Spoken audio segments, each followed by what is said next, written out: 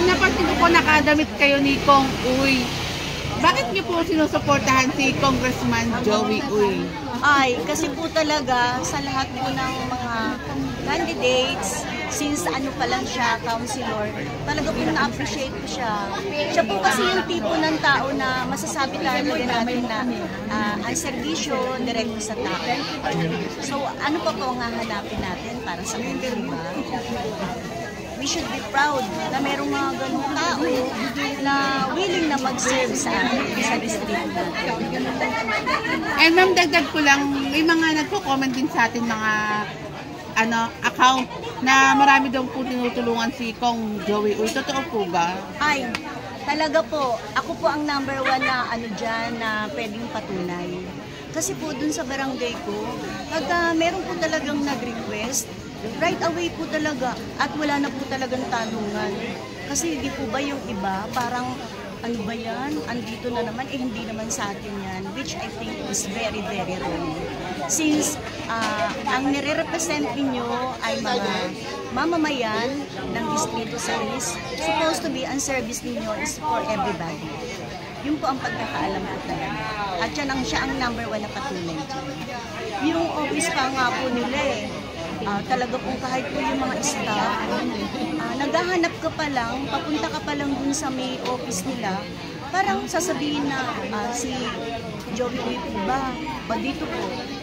Tapos pagpasok nyo, talagang meron ng coffee, meron ng everything na Kaya po talagang magugustuhan niyo. Pero ang number 1 nga po doon ay yung servisyo niya. Wala pong pinipili. Mayaman, mahirap talaga nga pong yakap na yakap ni Kong Uy. Ma'am, tanong ko lang po, ano po ba yung magbigay po kayo na example ng sinasabi niyong serbisyo na na-experience nyo sa kanya na kilos agad? Kunyari, meron kayong problem, ganyan, tapos kinakailangan ninyo ano bang tawag sa gano'n? Yung pupunta ka sa office kasi ipapa-notarize ninyo, mga gano'n. Tapos yung somebody within the barangay na may problema, financially, kasama na po yun. Usually naman talaga, sabihin na natin accept it. Ang talaga po maliit ang problem ng mga tao is financial aspect. Ngayon, yung mga senior talaga, na-appreciate po talaga siya. Kasi po yung kahit representative lang, syempre senior or mas marami doon, mga parang bedridden na, may sakit. So what do you expect? Dapat hindi na yung presence pa nila doon. Sa kanila walang gaanong tanong-tanungan na, ano ba yan? Totoo ba yan? Mamaya dyan, scammer lang yan. Ginagamit lang yung mga ano bang tawag sa ganun? Reseta. Pero wala po talaga. Kaya po sabi ko, dapat ganito yung mamumuno. Hindi yung parang, ayan na naman sila, gano'n. Hindi po ba minsan ganyan? Kumbaga, pagpunta nyo po doon sa office, talagang ramdam nyo na welcome kayo talaga sa kanila? Yes. Kahit nga hindi ako personally, na-experience ko sa mga kaibigan ko, sa mga kabarangay ko. Yun din po ang sinasabi nila? Ayun po talaga yung sinasabi nila kasi alam nila na kagawad, pumunta kami doon sa office ni siyempre counselor siya, di ba? Counselor Joey Uy. Talaga pong once na may kailangan ka, ibibigay po talaga nila, willing po sila to help. Ngayon, siguro mas maganda kung congressman siya. Ayun. Kaya sabi ko, wow, this is it. Dapat talaga ngayon i-push natin. Since kayo talaga yung nagsasabi na 100% magaling siya, ipakita natin na magaling siya. Dahil sinuportahan natin. Hindi yung ganito lang pagtalikod mo.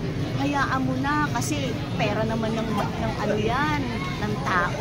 Hindi ganoon kasi hindi naman ganyan din lahat ng pag-iisip ng iba Kahit na alam na natin na pagtalikod, iba pa rin.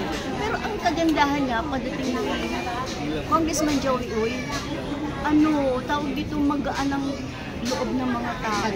Siguro yung bang tawag doon, parang ka, kasi alam mo kung ano yung totoo sa kanya.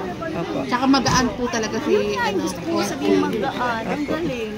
Ma'am, tanong ko rin po, kung sakali pong halimbawa masungkit nga ni Kong Joey Uy yung pagiging congressman, ano po yung inaasahan ninyo ng mga kabarangay ninyo sa kanya?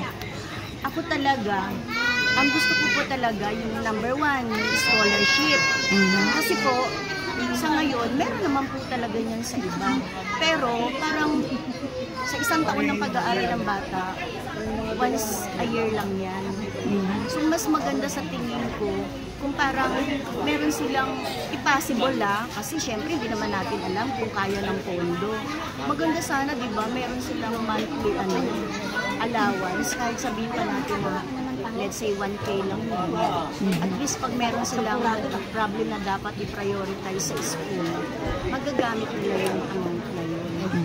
Tapos yung senior nga, kahit hindi naman siya yung pipirma lang dyan para taasan ng konti, is mataasan, which I'm sure si Yorme naman talaga nakafocus din talaga sa mga ano ng senior na katulad ko. Ayun, kaya parang tuwa talaga ako, lagi po silang lahat. Go. This is it. Time na natin para kita natin na marunong tayong mag-appreciate, marunong tayong kumalaw ng utang na loob sa mga tao. Nagbibigay naman din sa atin ng kabutihan. Mensahe ng pasasalamat po kay Tongkoy. Ay, naku. Hindi lang po kay Congressman Joey Uy, pati po kay Christian Uy. Talaga po, si Christian Uy kasi, hindi siya yung tipo ng parang talkative na magaling yung ano niya.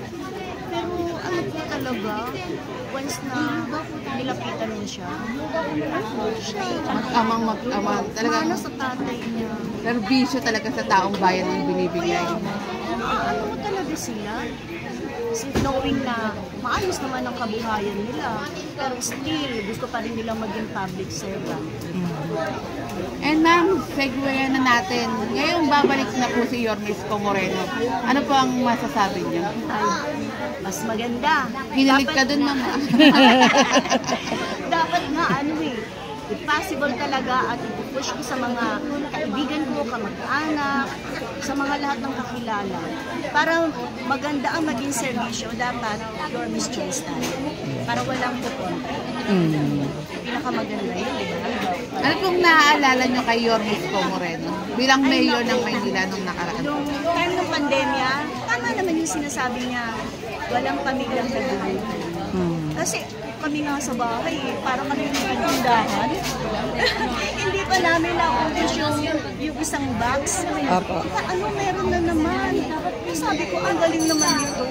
I-compare dun sa mga kapatid ko na taga Makati, knowing na ang taga Makati is mas mayaman, pero mas maganda yung ano ng Manila. Kaya kahit sila sabi nila, ang galing naman kaya, ano ba talaga yan? Galing ba talaga yan sa ano? Ayuda to ni Yorme. Tapos isa pa, ano nga, si Yorme nga talaga, malamig sa tao. Kasi nga siguro talaga, galing siya dun sa mahirap na ano din, buhay, before. So yung mga nasa laylayan, parating yung naalala yan. Parating And ma'am, message mo, last message mo po kay Yorme. Ay, Yorme, keep it up. Kasi Yorme Alam talaga. ko, mananalo ka. Ayan. Kaya sinisigaw ng mga tao, bumalik ka na. Ma'am, tanong ko lang din po, sa tingin nyo ba, kasi may mga nagsasabi daw na yung mga sinasabi ng tao na bumalik ka na scripted, naniniwala po ba kayo doon? Ay, hindi. Kasi ano yan, feeling siya. Nasa puso namin yun. Ito yun, kahit sabihin yun. Iba kasi yung bumalik ka na sabay tulog ka, hindi. Talagang pag sinabi mong bumalik ka, talagang pinapabalik mo. Yung willingness talaga, tsaka yung ano-ano. Ayun. Ayun. Maraming salamat po sa pagpapaunlak ng interview. Ayun. Maraming salamat po, ma'am.